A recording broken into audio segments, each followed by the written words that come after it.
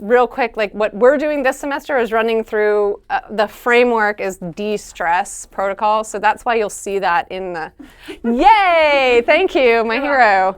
Here it is, the de-stress protocol. But it's diet, exercise, stress, toxins. You guys got to come for the toxin meeting. That one's going to be interesting and cool. Rest, emotions, supplements, that'll be a good one too, because don't we all have a million questions about supplements, and then success mindset. And I just love this framework because you can kind of run through all these modalities and start back over again. And you can never talk about diet too much. You're always making adjustments. You can never talk about exercise too much, or you can never talk about stress too much. And there's so many amazing ways that we can deal with stress. There's no one size fits all. So tonight we're going to revisit stress because it's part of the protocol, but because who doesn't need to learn more tools and techniques? And I just wanted to just kind of touch on something that when you start talking about the nervous system and all the different branches of the nervous system, it can actually get like really confusing quickly, at least for me. And in particular, I know you guys have probably heard of the parasympathetic and the sympathetic. Does your brain swap them the way my brain does? Because everything in me wants to think that sympathetic is like gentle and oh, I'm feeling sympathy for you and I'm entering into that space. And like the sympathetic is the not. I use the word peace for the P. Yes, that's exactly what I was thinking. I swap them. I was fond of that, so I just said, yep. It's para. I love it. That's perfect. That's exactly what I have in my notes here. But so I had to do a word study on it because I was like, okay, why did they call it this? This is so difficult. So and the peace one is the mnemonic device for remembering it. The sympathetic or sympathetikos in Greek means acting in concert, acting together with something. And so it's really like your organ systems are all like acting in unison, like at a split second, like everything is, it's a symphony. Yes, there you go, Mimi. I love it. Okay, there you go. That's your mnemonic device. It's a symphony of it's not even chaos. Like God designed us that way. It's beautiful what it does. Like it shuts down your metabolism and it shuts down your digestion because you don't need to eat when you're trying to survive. Save your life, right? And so it's a beautiful design that God gave us. And then para means alongside or beyond yourself, which I think is interesting. But then when you dig a little deeper, it also can mean contrary or irregular or abnormal. And I was like, that's interesting. Because we want to be in the parasympathetic. We want to be in the calm, peaceful state. So why is this the contrary, irregular, abnormal? Like, why is it called that? And so I just was thinking, and it took me back to the way that God designed us, really. He designed us to live in the parasympathetic, and he put Adam and Eve in a garden, and he was like, be at peace, fear not, don't be afraid. I mean, all the things he says all over scripture is all about getting into the parasympathetic, and yet in today's modern world, it is abnormal. We don't live that way. In fact, we are constantly using tools and striving to get into the parasympathetic when really we were designed to stay there all the time. And the sympathetic or the fight or flight, let me just pick at this, every person on the planet when they describe fight or flight, they're like, so you can run away from a saber-toothed tiger. That makes me crazy, that analogy. I hear it everywhere. I'm like, well, I don't even know what that means. But I know what it means when somebody pulls out and I'm flying down the highway and somebody pulls in front of me. I'm like, oh, I'm gonna die, or whatever. We have a different framework. But so back to the word thing, you guys will hear me say this a lot, and if I've already said it, here we go again. But I think all the time, did anybody read Laura Ingalls Wilder growing up? Little House on the Prairie, or watched it, or whatever. I lived on those books. That's probably why I love the idea of homesteading. But they lived in the westward expansion, and they lived hand to mouth, and Pa had to build the cabin and the furniture, and they were always procured. Their life was hard, but it was simple. And it's a great illustration of how God designed us to live. And so the sympathetic would kick in when there was like a prairie fire and their house is going to burn down and they're freaking out, or if the Indians were coming through, which there's lots of those stories of the raids and all kinds of stuff that would happen. So there was definitely moments of the sympathetic nervous system, but then you're designed to come back down from that again. We're living in the complete opposite. So I just thought that was kind of a cool little, like para is P for peace, it's the peaceful, but really it's interesting that it also means abnormal and irregular. And I was like, there's something to that. So I just wanted to share that's just fun little word study there. And then lastly, this idea of complicated versus complex systems. I'm not going to dive into it. It's fascinating. But the reason we revisit stress or diet or whatever these modalities over and over again is because we are complex systems designed by God, not just complicated. We are complicated, don't get me wrong, but we're complex. And inherently in a complex system, there's a redundancy built into that system so that if a piece fails, guess what? There's a backup. And so you think about like when your power glitches, right? And it like blips and then it comes back on. Well, that's because they designed it so that the other backup kicks on and your power stays on and there's backups to the backup and so on. So God in his loving innate wisdom designed us to be complex in our being. So that's why there's many ways to health. And so that's also why when somebody says there's one way and I have the answer, run. It might be part of your answer, but it's not the answer. And I think one of the dangers in this health, we're all seeking, we're all searching, we all have a health issue and we're like after that, that one thing. But just understanding that there's a lot of ways. It should really put you in the parasympathetic, I guess. And so same thing dealing with stress. And so that's really all I want to say on that. I just thought it was a fun little intro. Tonight, we have a special treat. My dear and wonderful special friend, April Baker, she is a physical therapist by trade. But I know her most as a homeschool mom. We just connected instantly in the halls of homeschooling our kids. And so she, like me, is like a book lover and a studier and like geeks out on information. And every single time I spend time with April, I learn so much. And it doesn't matter what she's talking about. I just learn. It's just her way of thinking and seeing things. And I'll let her tell whatever pieces of her story that she wants to share, but I can just say that I know this woman has been through stress. And I had the fortunate blessing of being able to help walk her through the stress. But what I love the most about it is that she's a student of stress and she's a student of her own stress and of her own healing and emotional healing and has just like this, has read voluminously and is just like, has all this wisdom. But she always, and this I think is the valuable takeaway, and I've seen April model this. You can get your stress up to here and you can be at this place, but it's so important. It's so important to bring it down a level at the end.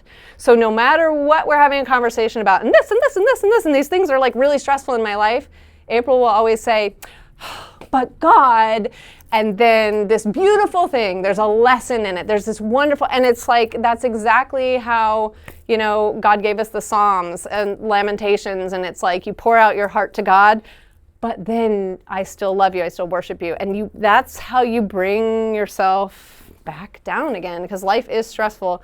And so I just love that. So I asked her to share on stress tonight. We also recently read a book about somatic movement, which is fascinating. And I'm not sure to what level we'll dive into or not. It'll be a surprise. We'll find out what April has for us.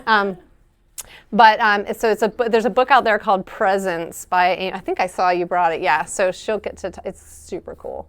So without further ado, I have April here. So I appreciate you all being here. I haven't met a lot of you, but very nice to meet you. I appreciate Rachel's intro. Thank you so much. So again, we are both Marine Corps wives, homeschoolers. I was a physical therapist long ago, and then I homeschooled my kids and kind of dropped. I decided I wanted to do one or the, I couldn't do both well. And so I had to choose. Me personally, I know a lot of people do work and do their, they raise their kids and they feel, great fulfillment in that. But for me, I felt like I was just halfway doing everything.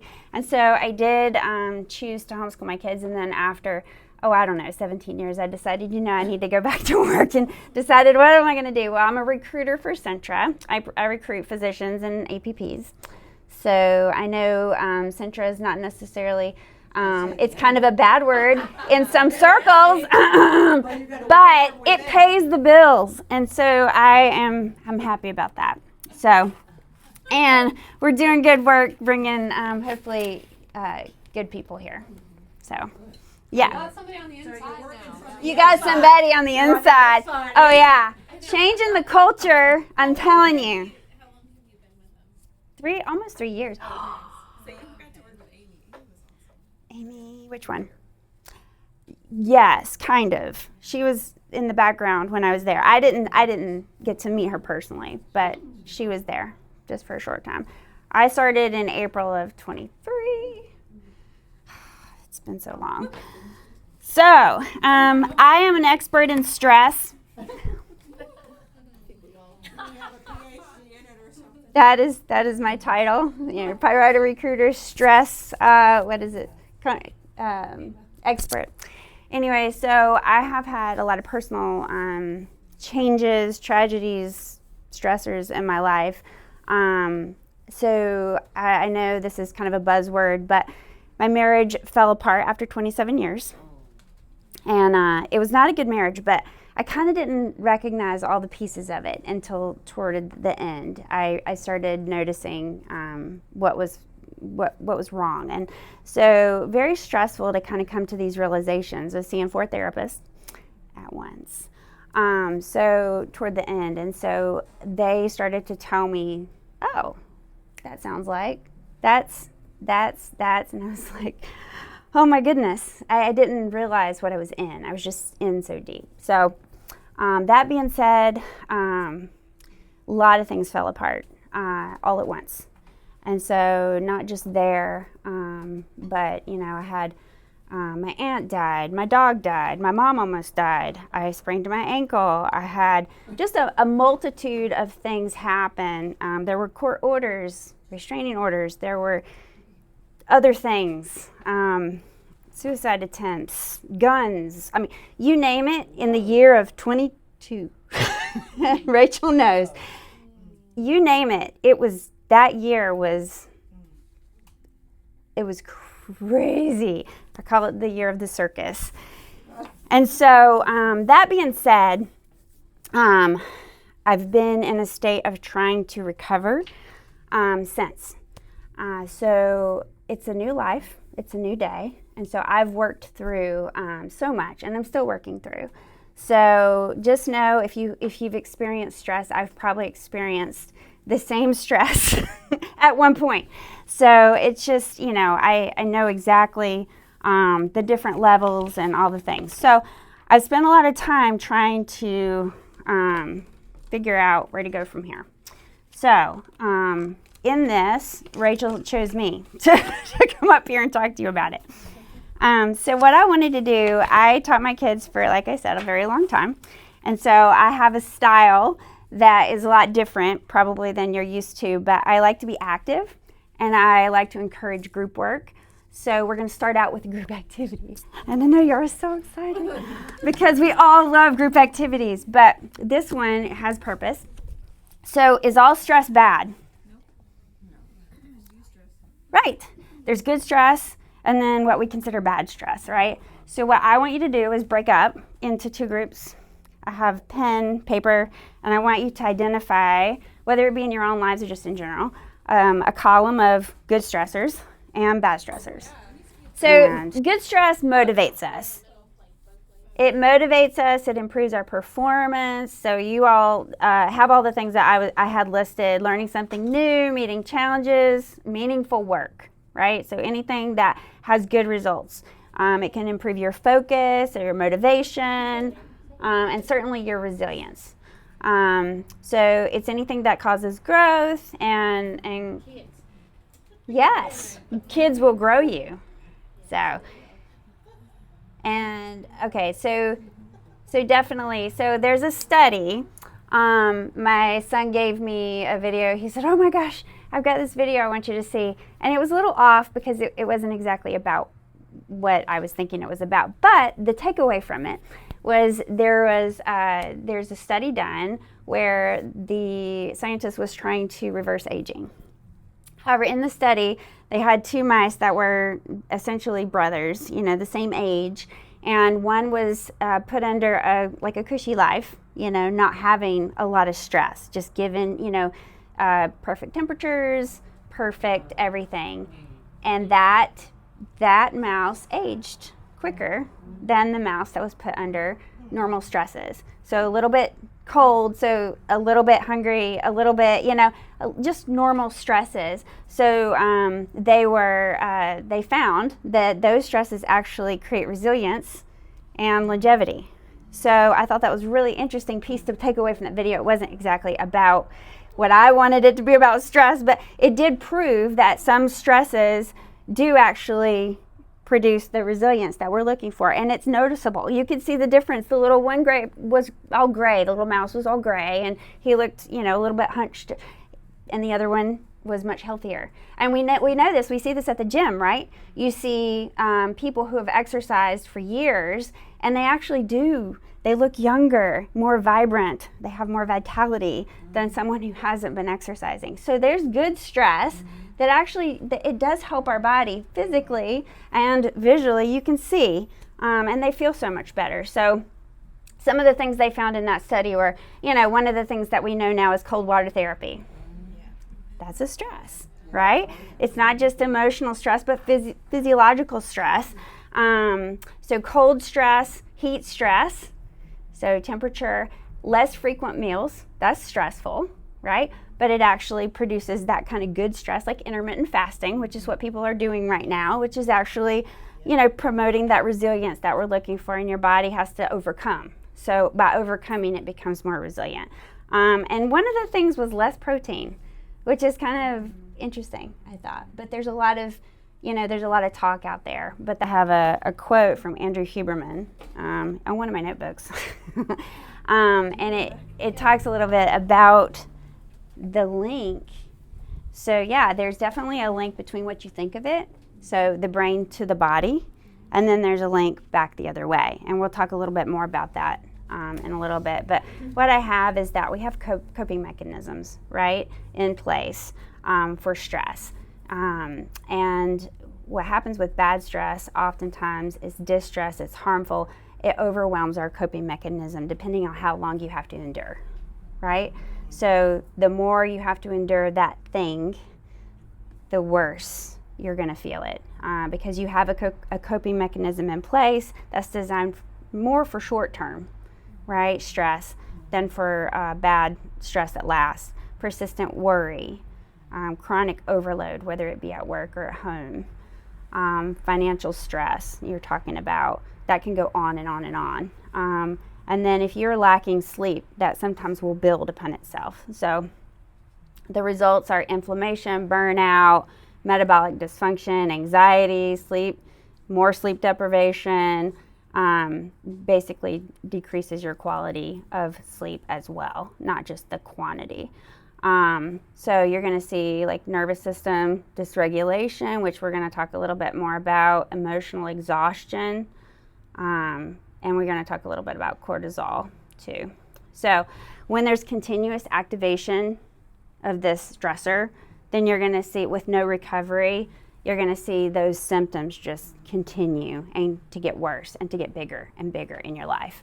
So, and we were just talking about the sympathetic nervous system. So stress activates the sympathetic nervous system, and like we said, that can be good or bad. So it's designed to be short term, okay? But when you have something that continuously stresses you, and you don't have any time to come off of that and enter into the parasympathetic, that's when you start to see all of these things go haywire.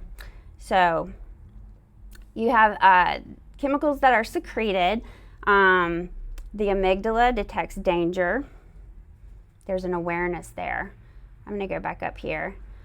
So I know we've had good stress and bad stress examples, but what would you say would be a definition of stress in general? Does anybody have?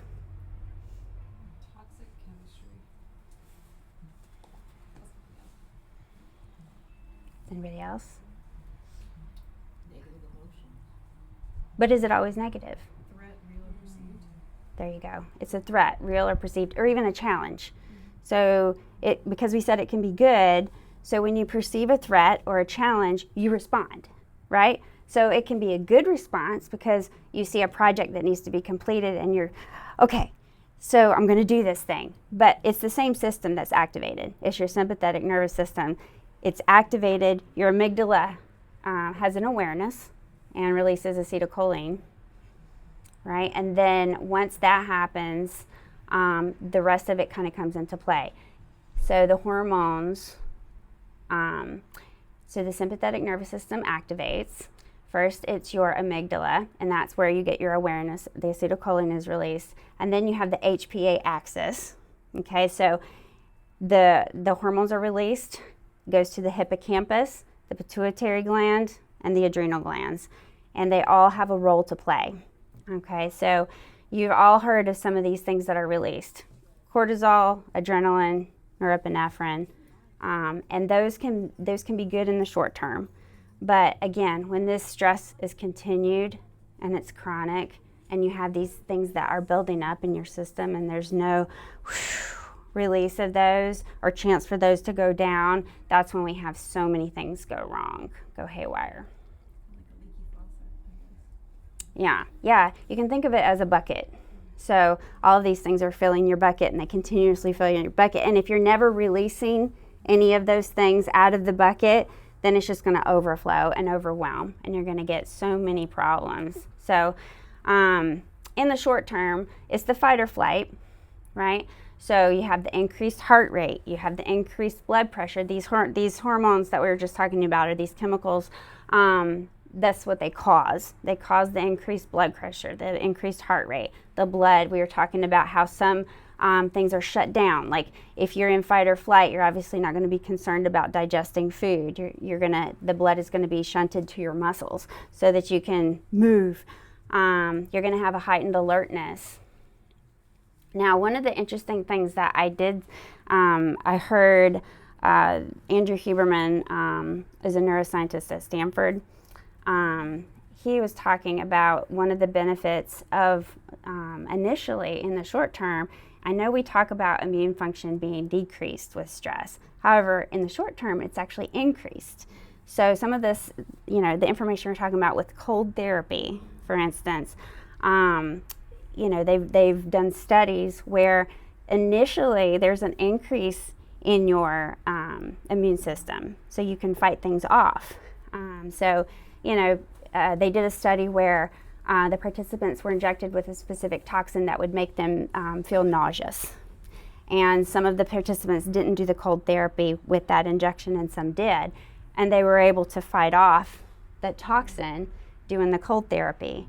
And so it was interesting how it elevated that immune response immediately. And that was, even after the cold therapy was done, it continued. So it was almost like a way to boost that immune system. But if it's prolonged, it's not going to be good for your immune system. It's going to get overwhelmed. So one of the things are some of the long-term consequences, as you all know, if you're kind of abusing the system and you stay in that fight or flight mode, you're going to have impaired memory, like me. And that's the hippocampus shrinkage, which is terrible, but that's where we're at. You have anxiety, that's me too. Mood disorders. I don't know if I have mood disorders, but not yet. But a lot of these things you probably all have experienced when you're in a level of high stress in your life. Increased inflammation, you're going to be achy. Yeah, I've experienced this too. You're going to notice tight muscles. Everything just hurts a little bit more. Again, over time, reduced immune defense. You're going to see weight gain, or you could see weight gain, insulin resistance. hypertension, and then heart disease. So all these things have been linked to stress, as you all know. You're also gonna see burnout, depression, autoimmune diseases, cardiovascular diseases. All sounds terrible, right? So if we're thinking about the water filling a bucket as your stress, if you just continue in that, what we want to do and what we want to focus on is a reset. Okay, so one of the things I wanted to do today was to give you some tools to kind of come off of that sympathetic nervous system activation into that parasympathetic, that reset, that calming. So some of the things you can do immediately. So in the information that Rachel sent out, she talked about reset, regulation, and resilience. So a reset that you can do to kind of get everything into a better place and turn off that sympathetic nervous system is through breath work. And that's one of the fastest ways to do it. And you all have probably done this before. There's all kinds of things that we have at our fingertips right now with the information that we have. So he talked about, the physiological sigh.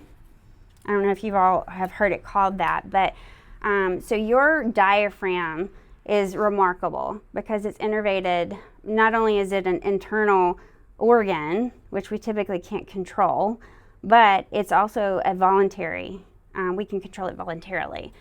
So it's innervated by the phrenic nerve, which allows us to be able to, we can focus on it and control it, which is unique. So it has a direct impact on the heart. Okay, so whenever you have a deep breath and it fills up, it decreases the space around the heart, and it also decreases the amount of blood in there. There's the SA node, sinoatrial node, that activates, and it can slow the heart rate down. So we have a direct line to the heart, to the brain, through our breath work. So one of the things that I wanted to teach you guys, I wanted you to experience, and you've probably all done this before, but you can take a deep breath in, and it doesn't have to be slow necessarily, but just a deep breath in, and then at the top of it, you're gonna do a little extra sip, almost like, so it's a double breath in, and then you're going to release it very slowly. Now, if you've done yoga, you probably know this. I just learned it like a few years ago because I started doing yoga after a few things happened, and I got really into it around, I guess, 2017. And I was like, what is all this stuff about breathing? I'm just breathing. I was having a lot of trouble breathing because I didn't realize it was anxiety at the time, but severe anxiety for like 10 years. So I went to an ENT doctor. I went to speech therapy. I went to all these places, pulmonology. I went to all these places. What do I do? I cannot breathe. I can't breathe. There's something wrong with me. Nobody said it was anxiety. Y'all. Anxiety. Right. To send them a bill for not doing that. I know. I should have known, but when you're in a certain headspace, things that are obvious aren't obvious, okay? So nobody told me. Shuts off your frontal cortex. That's the problem. There's where I'm at, and I'm working. Just saying. But this was something that I just really didn't understand why I couldn't catch a deep breath. So during yoga, I was able to find a deeper breath. So, and part of it was this encouragement to deep breathe. And one of the things that you do when you're doing yoga is you close the back of your throat. I had no idea how to do that. But what it does is it allows you, so you're really controlling, and it's an audible. So if you're making the breath audible, then you're closing the back. So it allows you to kind of focus on something that's kind of controlling the way it comes out, okay? So when you're doing a slow breath out, a very slow breath out, and you get better and better at this the more you do it, that's when you're activating that phrenic nerve to send a signal to slow down. That's the important part, is that slow breath out, okay? And then when you get to the end of it, you just push it out. So that is a very quick way, and you can do 3. 1 to 3 will get you in a calmer state immediately. So if you find yourself stressed, I do this because I wake up stressed. like in the middle of the night. I wake up in a panic. And toward even like the end of when the circus was happening, serious circus land, I would wake up in the middle of the night and sit straight up with my arms out and go like that. I mean, that's the kind of world I was in. And I was, and trying to recover from that. And so this has been really powerful. I still wake up. I don't wake up and sit straight up like this, but I do wake up like this. And then I use this breath work to calm everything back down. I'm able to go back to sleep, which is very cool. So in the middle of a stressful moment, you can harness this and nobody knows you're doing it. So, even holding the breath once you take it in. you don't have to hold it. You can if that helps you kind of focus on it. It's really it's bringing you into the present as well. So when we talk a little bit about mindfulness, that's really been helpful too. So all of these things you can use as tools. So everybody kind of, first off, sit up so that you can really get a deep breath. Sounds so crazy, just breath work. I know, right? I don't know, they tried to do this with me in speech, and I was like, you guys are silly. I'm just going to go home. But it really does work. And when I can read the science behind it, it makes me believe. I'm a believer. So, and then I've seen it work. So take a deep breath in. Doesn't have to be fast. And then a little sip at the top. And then when you let it out, kind of make it audible.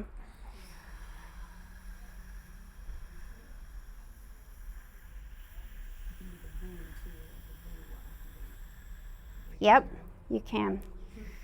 But try to make that out as slow as you can. And then do it again.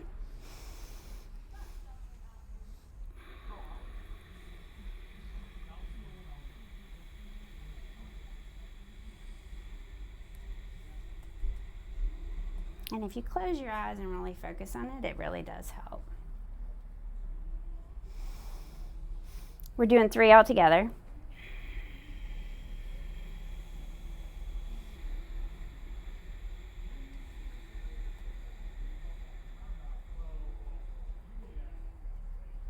All right, so that is a really important tool. So if you're in traffic, if you have to slam on your brakes because you almost hit a deer, these are things you can do to kind of calm everything back down. So it's really important to empty your bucket. And that's the first tool, is just resetting, because you can do it anywhere, anytime.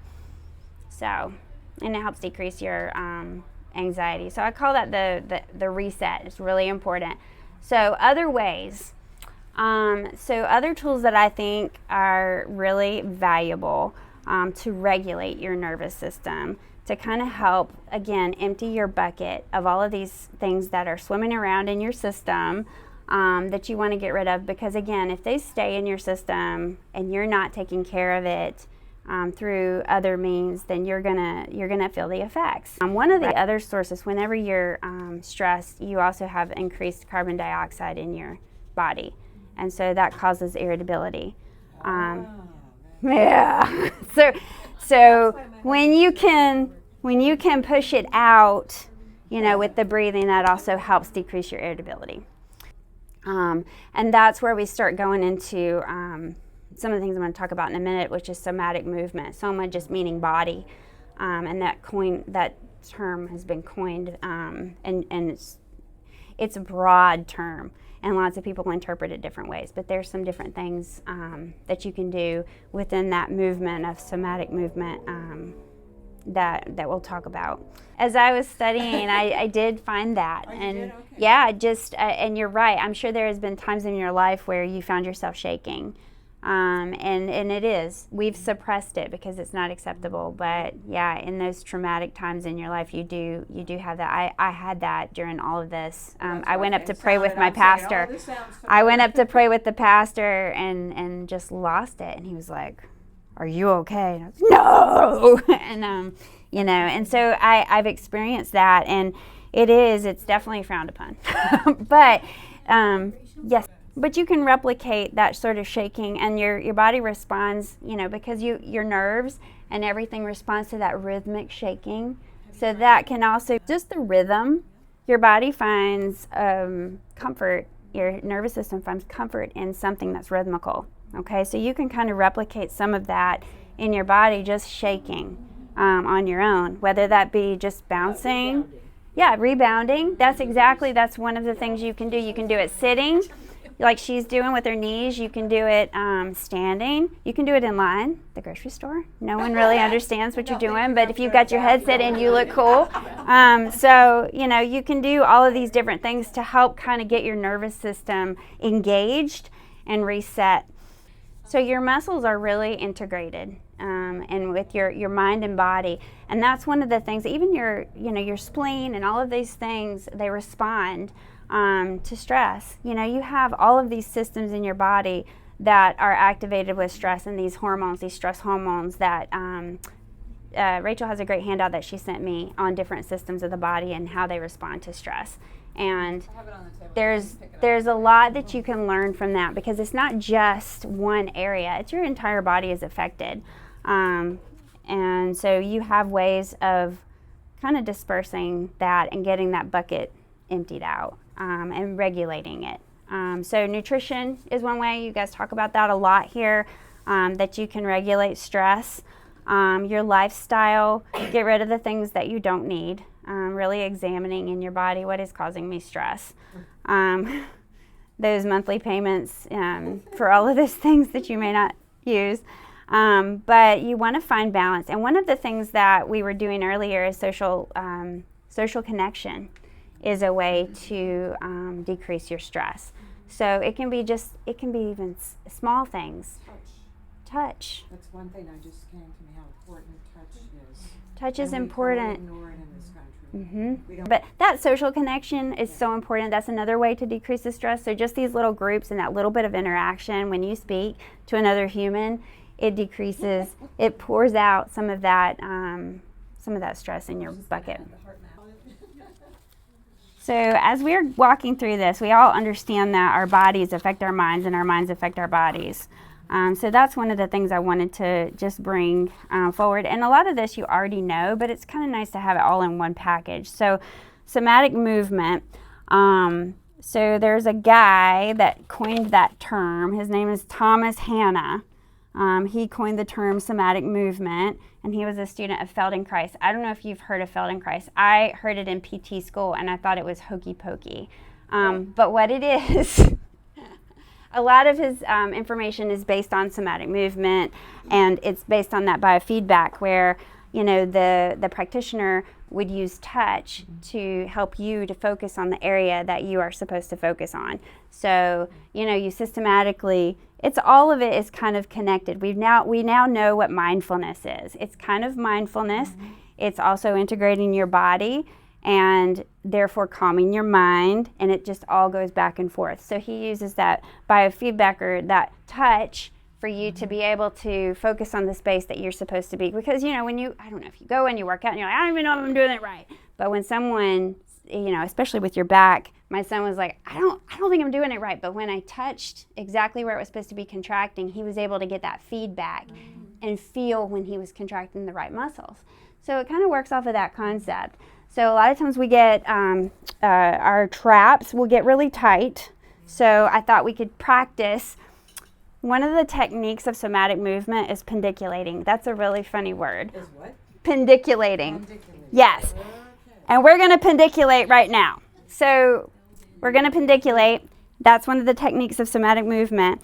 And so one of the things we're going to do is, we get tight in our traps, upper traps, and so we're just going to do one side because it's easier to focus on one side versus both at the same time. So I want you to take your whatever side you want and bring it way up high, but not too tight. Just focus on it. Close your eyes so that you can get a really good focus.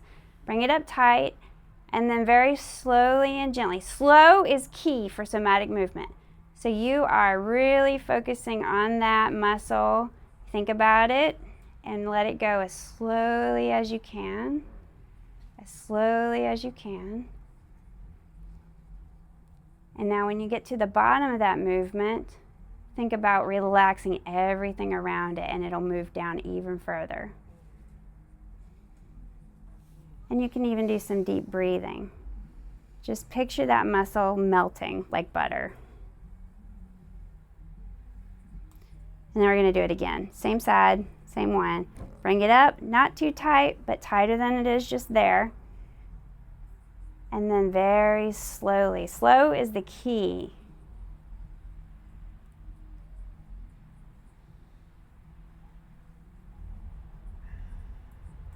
And when you get to the bottom of that movement, just think about melting. Everything just lets go.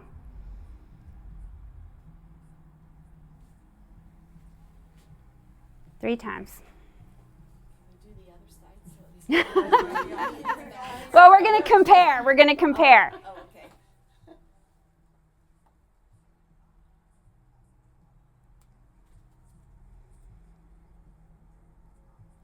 So it's three movements. So it's the holding it tight, it's the letting it go very slowly, and then it's the complete let go.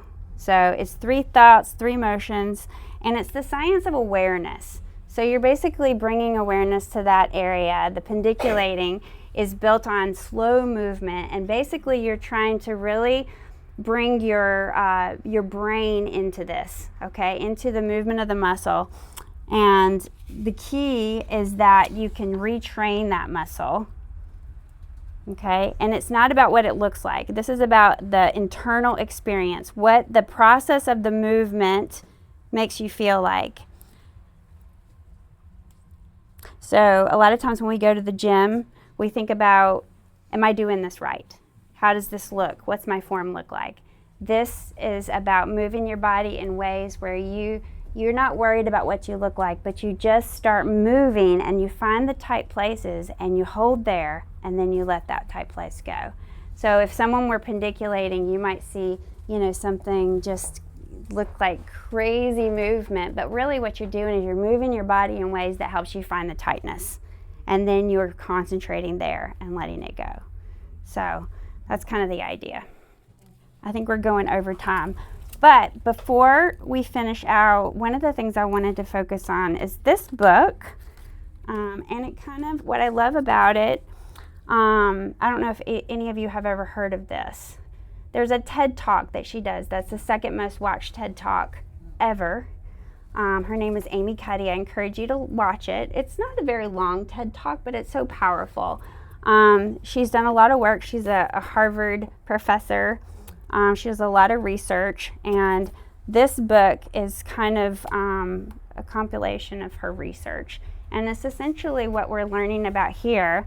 She says that, well, before I go there, I wanted to read this quote from Andrew Huberman because it kind of connects the space of somatic movement to this.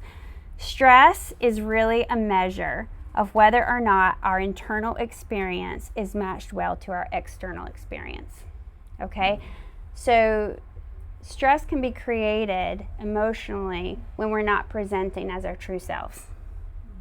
Right? That can create a stress. We're performing. So that's an emotional stress. And over time, you know how that makes you feel. Terrible. So this is a study of how things can go the opposite way. So we can think ourselves bold, and we can think ourselves, powerful, but she's done work on how can we go the opposite way, okay? Does our body help us to believe, to become what we're wanting to be? So if I want to be confident, I can think, okay, I'm confident. I'm going to be confident. I'm going to be confident. And it doesn't necessarily produce confidence. But her work was, well, how about if we were to present in a confident way? What do you see when someone crosses the finish line? What do you often see somebody do? That's right.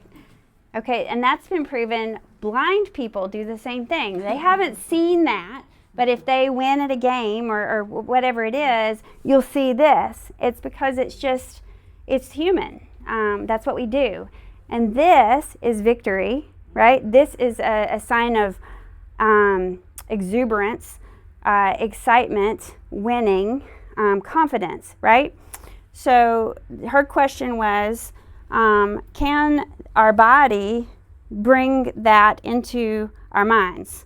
And it's true. So her work talks about how when we are stressed, what do? Oftentimes, we shrink, right? So our body is doing what our mind is feeling. So it's kind of fake it till you make it. Kind of, but her saying is fake it till you become it. Well, there, yeah. Okay. So yes, Yeah. exactly. And so we do, and this actually is a continuous feedback. So if we're shrunken, even if we do this, we're going to feel it, and it's just going to continually feed upon itself. Okay, so we're gonna feel like our body is presenting. But she said, you know, if you do this, yes, you can all do this. Yes. And believe it or not, if you do this, you're going to change your mindset. Your stress is going to decrease. This has been proven to decrease your stress. This is a stressful position, okay? It increases that stress loop. This decreases the stress loop, and it helps empty your bucket. So it's the way you can use your body to continue to empty your bucket and all of those stress hormones. So these are things you can remember when you are in a stressful place. For instance, public speaking, you can get in your Wonder Woman pose, even in the bathroom, stall.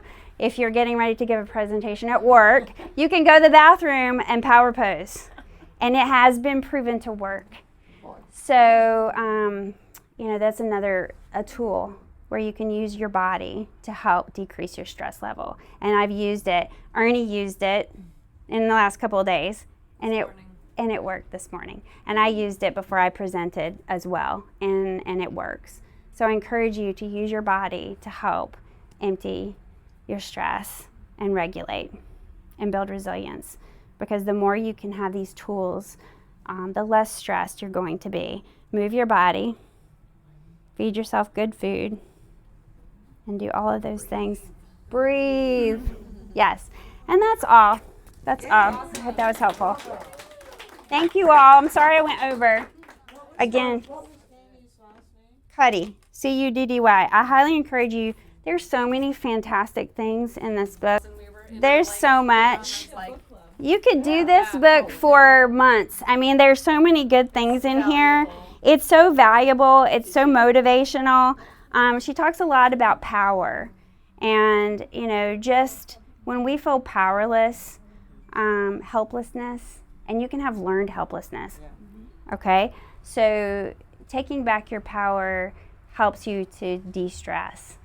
And that, what we talked about with the emotional component, when you're not your authentic self, it increases your stress because you feel like you have to perform and you're always having to search for, oh gosh, what do people expect of me now? So there's so many things that cause stress in our lives, and just having the awareness of what it is that's causing all of this stress, building upon itself, can be so powerful in your life. And taking your power back is what you need to do. That's what I'm trying to do in my life to help decrease my stress, because it is a behavior pattern that you've learned over time, oftentimes. So powerlessness can cause us to adapt our behavior to match the behavior or perceived expectations of others around us. We become insincere, not necessarily that we intend to deceive, but in that we wish to protect ourselves. After all, it's better to blend in and please when you have no power. There's so many juicy nuggets. When we feel powerful, we feel free and in control, unthreatened and safe. And just the opposite when we feel powerless. So anyway, there's just so many things I have tagged in here, but I know you need to go because it's getting late, but I appreciate you all. Thank you.